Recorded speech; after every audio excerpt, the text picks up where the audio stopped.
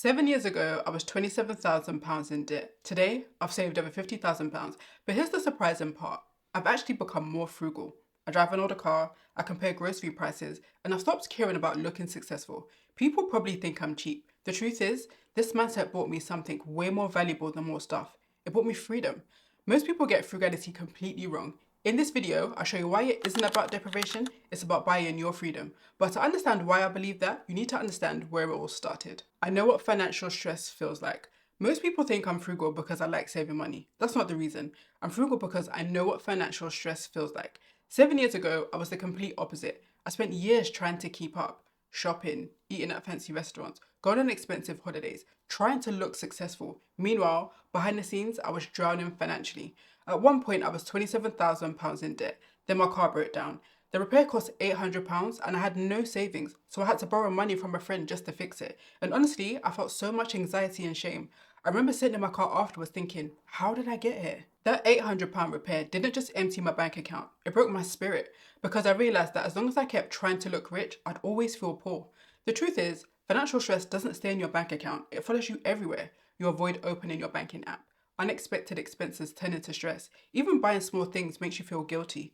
Looking back, I realized money problems affect so much more than your finances. They affect your confidence, your relationships, your sleep, eventually your whole outlook on life. But something interesting happened. Once I hit rock bottom, I stopped thinking about impressing other people and started thinking about protecting my peace. I stopped asking, what do I want to buy? And started asking, what kind of life do I actually want? That question changed everything because the biggest thing being frugal changed wasn't my bank account. It was my definition of success, which brings me to reason number 2. I don't want life on hard mode. After paying off debt, I realized something. I don't actually want the lifestyle I used to chase because a lot of expensive lifestyles come with invisible costs, bigger bills, more pressure, more overtime, less flexibility, and honestly, I don't want life on hard mode. If I can travel, build my business, spend time with people I love, and enjoy my life while driving a reliable used car, cooking most of my meals at home, and living below my means, why would I choose more stress? People sometimes assume I'm frugal because I'm cheap or don't have money. The truth is, I'm frugal because I finally understand what money can really buy. Not designer bags, not luxury cars, freedom, options, peace. Trying to keep up almost cost me my financial future. And once you've experienced that, it's really easy to stop caring what other people think. So I made a decision. I'd rather build a life that feels rich than one that simply looks rich.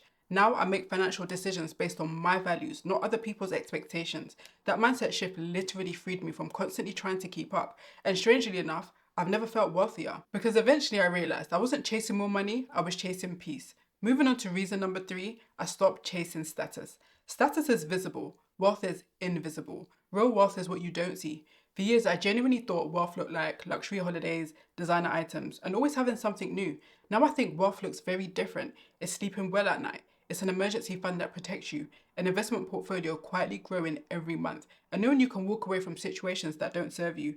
After spending years feeling stressed about money, I realized I'd much rather have peace than impress strangers because peace is priceless and there's no better feeling than knowing you can take care of yourself. But unfortunately, the internet makes contentment really difficult, which brings me nicely to reason number 4. Consumerism has no finish line. One thing debt taught me is that consumerism never stops. And I honestly think social media has made being content much harder. There will always be a new skincare product, a new fashion trend, another influencer showing us what our life should look like. Someone is always trying to convince you that happiness is just one more purchase away. And I fell for it. I bought things hoping they'd make me feel successful, confident, happy, but that feeling never lasted because as soon as I got one thing, there was always another thing. And eventually I realized something. Consumerism works best when we believe we're incomplete because if we're genuinely happy with what we already have, they can't convince us we need very much. That's why I stopped chasing things. Being frugal strips all of that away. It reminds you that what you already have might actually be enough. And strangely, becoming more frugal didn't make my life smaller. It gave me more breathing room. So what does that actually look like in practice? Here's how I save money today. I focus on the areas that have the biggest impact and made small adjustments that add up over time. First, food. Back when I was in debt, eating out and ordering takeaways were almost automatic. Convenience always won. Now, every week I create a meal plan, check what I already have at home and only buy ingredients I actually need. Then I do one grocery shop and stick to the plan because every decision I make before I walk into the supermarket saves me once I'm inside. That simple habit saves me at least £150 every month and it cuts down on food waste too. I also focus on the biggest expenses because that's where the biggest wins are. Housing, food, transportation. I'd already tackled food, so transport was next. After that £800 car repair all of those years ago, I realised I didn't actually want an expensive car. I wanted a reliable one. So instead of financing or leasing a newer car, I bought an affordable second-hand one. It's reliable, cheap to maintain, and because I don't have a monthly car payment, I can save and invest more of my income. Another habit I changed was negotiating almost everything. Years ago, I'd simply accept whatever renewal price I was given. Now, I negotiate my phone bill, my internet, my insurance, because companies won't usually volunteer to charge you less, but they'll often say yes if you simply ask. Whenever a contract is due for renewal, I compare prices, call up, and negotiate. It usually takes about 15 minutes, and it saved me hundreds over the years. By the way, none of these habits are complicated. They're all just small decisions I repeat consistently, and together, they've saved me thousands of pounds. I also stick to a realistic budget. I give every pound a job before I spend it. I know what's going towards bills, savings, investments, and spending, because it's very difficult to improve what you don't measure. And finally, I buy things much more slowly than I used to. Clothes, shoes, skincare. Before buying something new, I try to use what I already have. Finish products completely, wear what's already in my wardrobe, and avoid buying things just because they're trending, because I've realised owning less actually makes me appreciate what I already have much more. But here's the part most people get completely wrong about frugal people. I spend generously on things that matter. One thing people often assume about frugal people is that we never spend money, but that's not true.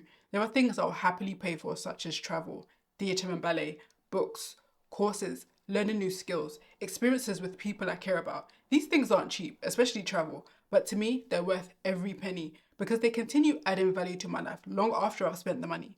And that's what frugality really means to me. Not spending less for the sake of spending less, but being selective so I can comfortably say yes to the things that genuinely matter. I don't want to spend less money, I just want every pound I spend to reflect the life I'm trying to build. People sometimes think us frugal people live smaller lives. I actually think it's the opposite. I don't think becoming frugal made me boring. I think it made me honest. Honest about what actually makes me happy. Honest about what I value. And honest about what I want my future to look like. Because after living through £27,000 of debt and years of financial stress, I'd much rather have peace than possessions. And if people think that's boring, I'm completely okay with that. I'd love to know in the comments, what's one thing you've become more frugal about as you've gotten older? And what's one thing you'll happily spend money on no matter what? If you enjoyed this video, you'll love this one next. It's all about the 10 things I stopped buying that help me save money and build wealth faster. If you're trying to simplify your finances without feeling deprived, that's the perfect video to watch next. If you found this video helpful, don't forget to give it a like and subscribe for more content like this. Thanks for watching, and I'll see you in the next one.